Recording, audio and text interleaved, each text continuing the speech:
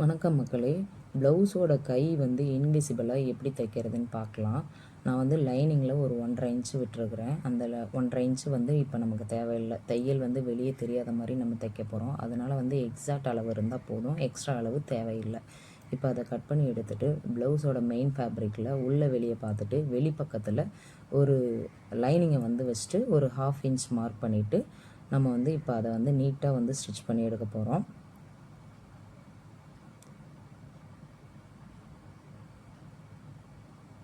Stitch பண்ணி எடுத்ததுக்கப்புறமா இந்த extra இருக்கிற பீஸை வந்து கட் பண்ணி எடுத்துக்கலாம். 2 கிளாத்தும் வந்து சமமாக இருக்கணும்.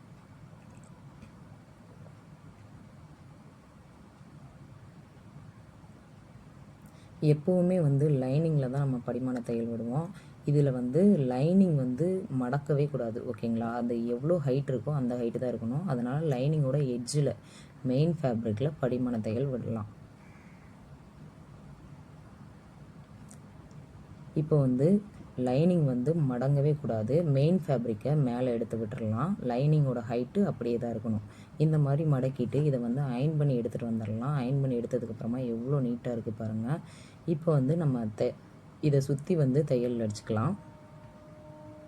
இந்த மாதிரி தைக்கும்போது எப்போவுமே வந்து லைனிங் கொடுத்து தைக்கிற ப்ளவுஸ் பார்த்திங்கன்னா ஒரு டைம் 2 டைம் போட்டோடனே வாஷ் பண்ணோடனே லைனிங் வந்து வெளியே தெரிய ஆரம்பிச்சிடும். நல்லா டைட்டாக போடுறவங்களுக்கு வெளியே தெரியும்.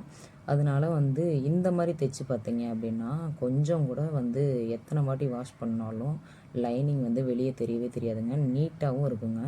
தையலுமே வெளியே தெரியாது. ரொம்ப சூப்பராக இருக்கும். எவ்வளோ நல்லாயிருக்கு பாருங்கள். நான் ஜூம் பண்ணி காமிக்கிறேன் பாருங்கள். பாருங்கள், கொஞ்சம் கூட வந்து தையலே தெரியலங்க. ரொம்ப நீட்டாக இருக்கும். உங்களுக்கு பிடிச்சிருந்ததுன்னா நீங்களும் ட்ரை பண்ணுங்கள். தேங்க்யூ.